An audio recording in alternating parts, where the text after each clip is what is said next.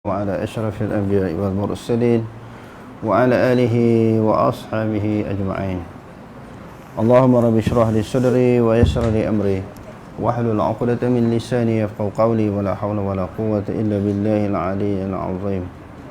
اللهم لا سهل إلا ما جعلته سهلا وأنت تجعل الحزن إن شئت السهلا. ربي يسر ولا تعسر وأتمم بالخير. أما بعد. Muka surat 77. Qala Allah Ta'ala wa kallama Allah Musa taklima. Surah Nisa ayat 164. Wa qala subhanahu ya Musa inni istafaituka 'alan nasi bi risalati wa bi kalami. Surah Al-A'raf ayat 144. Wa qala subhanahu minhum man kallama Allah. Surah Al-Baqarah ayat 253. Wa qala subhanahu wa ma kana li basharin an yukallimahu Allah illa wahyan aw min wara'i hijab. Ini sambungan daripada perbahasan semalam tentang kalamullah. Jadi ayat-ayat yang kita bacakan tadi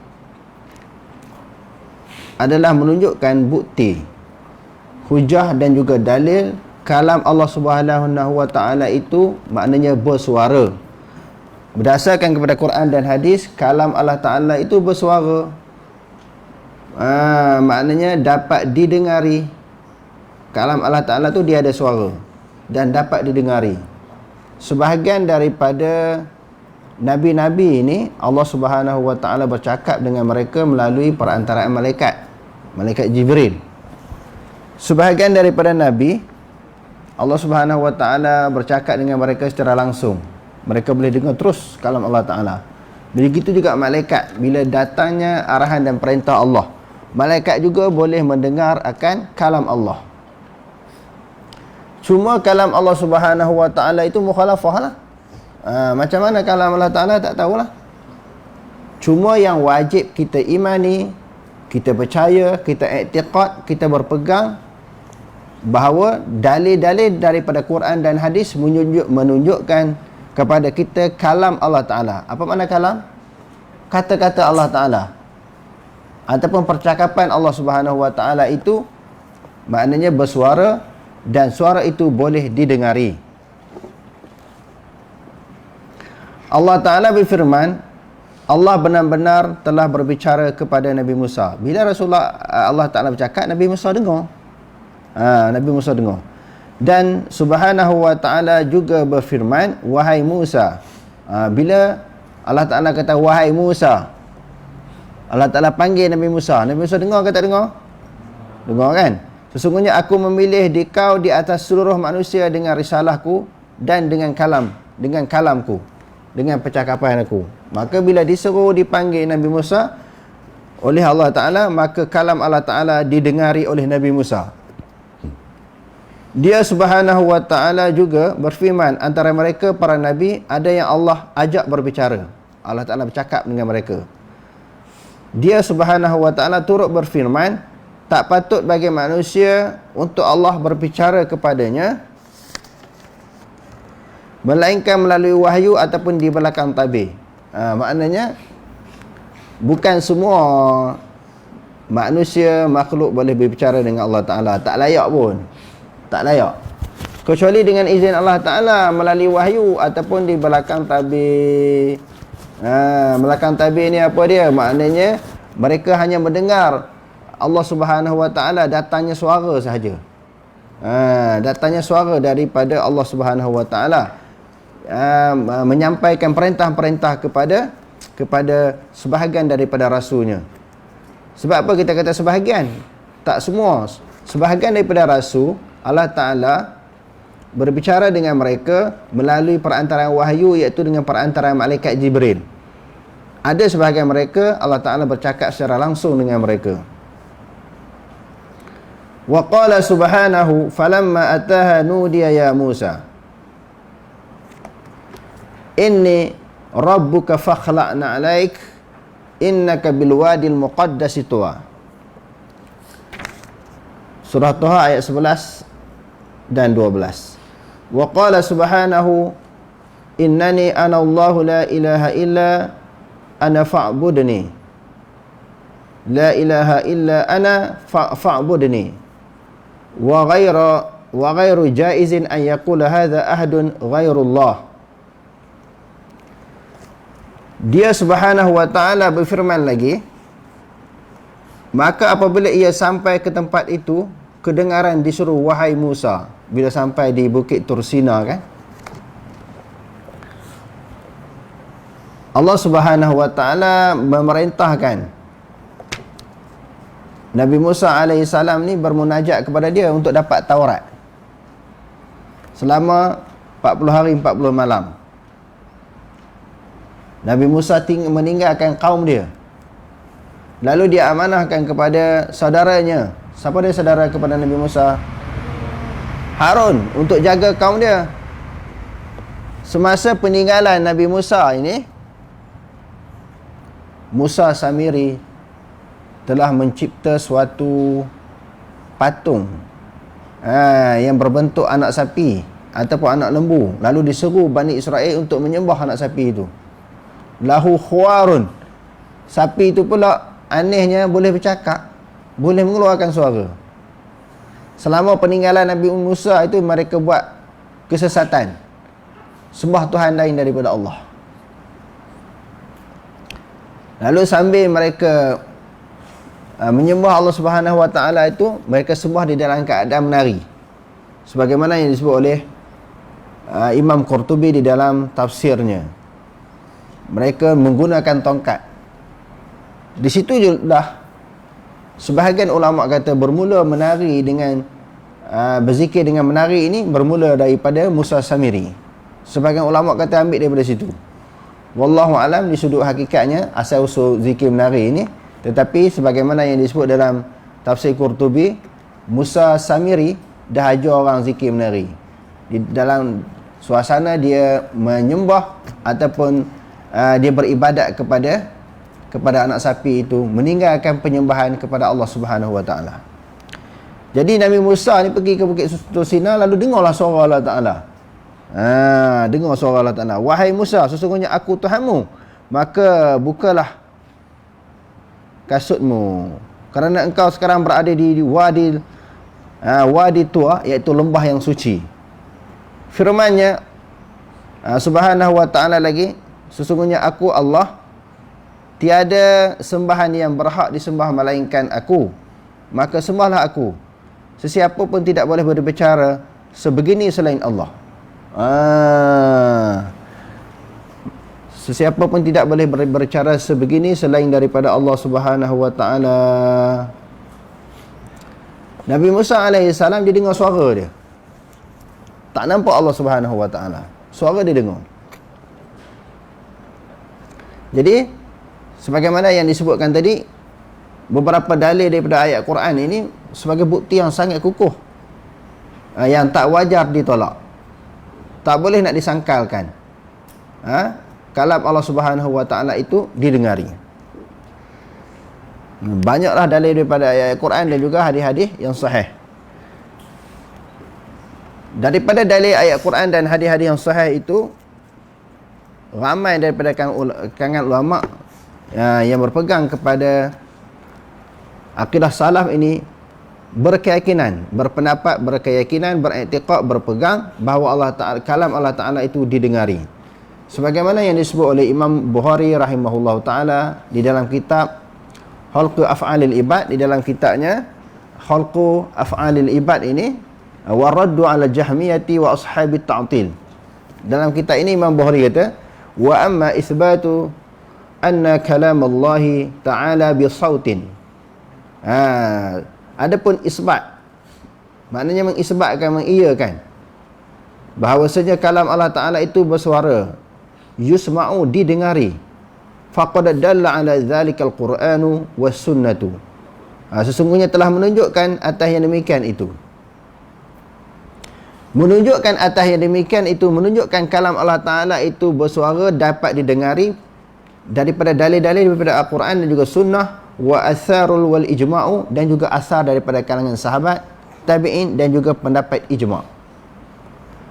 Fallahu subhanahu wa ta'ala kalamuhu biharfin wa sautin masmu'in. Dia kata, maka Allah subhanahu wa ta'ala kalamnya adalah berhuruf, bersuara yang didengari. Kama qala Allah ta'ala, sebagaimana firman Allah ta'ala. Dia buat mari ayat-ayat tadilah.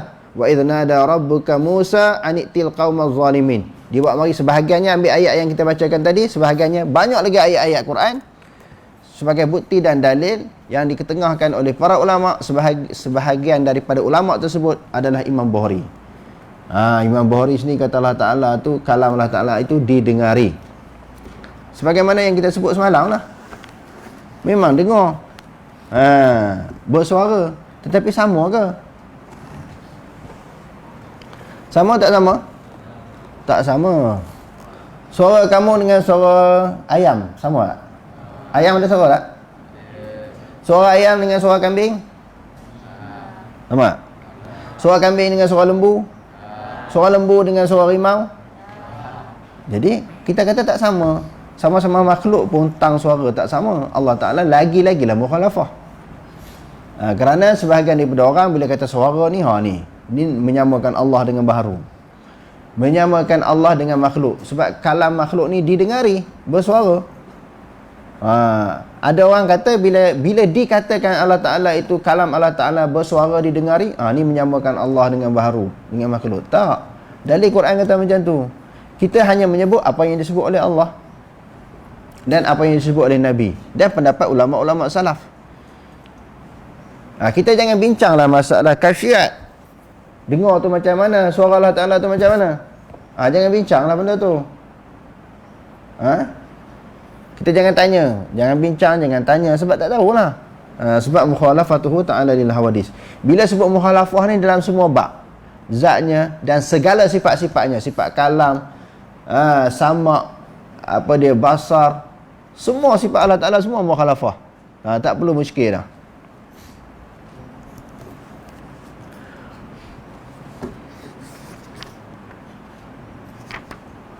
Qala Abdullah bin Mas'ud radhiyallahu anhu, idza takallama Allah bil wahyi sami'a sautahu ahlus samai. Ibnu Mas'ud, seorang sahabat, kata apa? Apabila Allah berbicara dengan wahyunya, penduduk langit pun mendengar suaranya. Siapakah yang merupakan penduduk langit? Malaikat. Malaikat dengar suara Allah Ta'ala.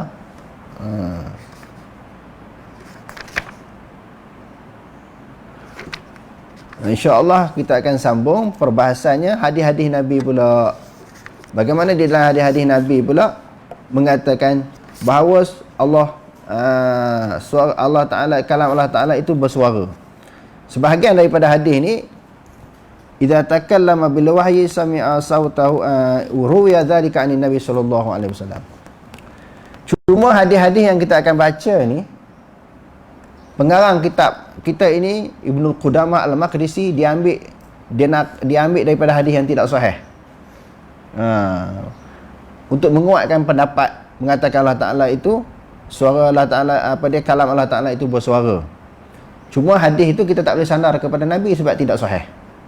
Tapi dia riwayat juga, mungkin dia terlepas pandang, dia ambil juga hadis-hadis yang tidak sahih untuk menjadi sandaran.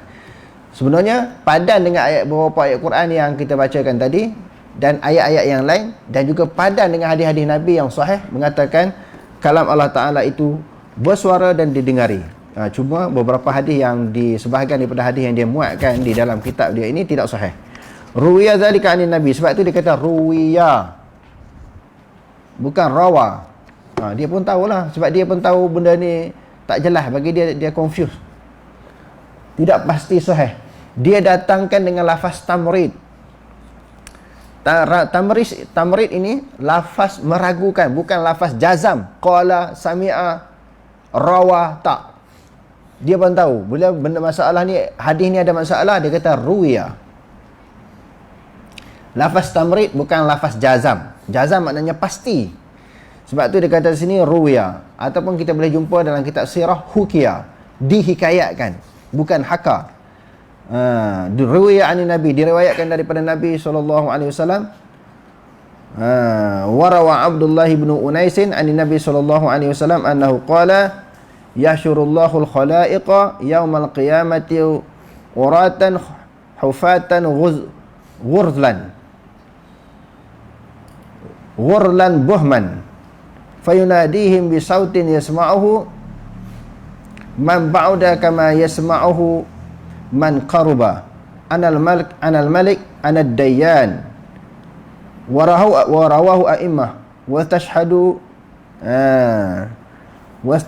bihi Bukhari wa ba'dil asari anna Musa. Okey, yang ni diperkukuhkan oleh Imam Bukhari, yang ni boleh diterima. Tapi yang di bawah ni, wa fi ba'dil athar, di dalam yang riwayat di bawah ni, asar. Apa makna asar? Hadis sesuatu yang disandarkan kepada Nabi. Asar ini sebahagian ulama kata sesuatu yang disandarkan kepada sahabat dan juga tabi'in, itu dipanggil athar. Kalau hadis ma usnida ila Nabi sallallahu alaihi wasallam min qaulin wa fi'lin wa taqririn, hadis itu adalah sesuatu yang disandarkan kepada Nabi, perkataan, perbuatan, dan juga ikrar Nabi.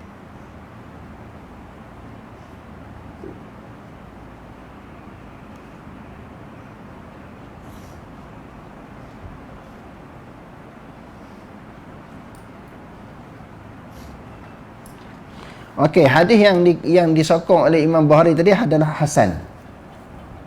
Hasan ni di bawah daripada sahih.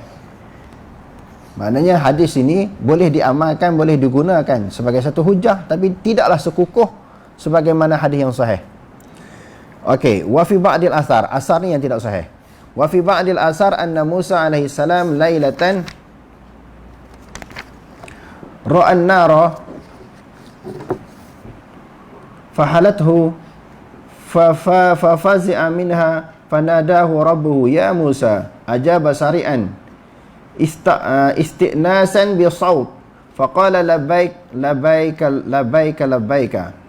asma'u sautaka wa la ara makanak fa aina anta faqala ana fawqak wa amamak wa an yaminik wa an shimalik fa'alima anna hadhihi as-sifata la tanbaghi illa lillahi ta'ala qala kadhalika anta ya ilahi afa kalamaka asma' am kalama rasulik qala bal kalami. Yang ni asalnya tidak sahih.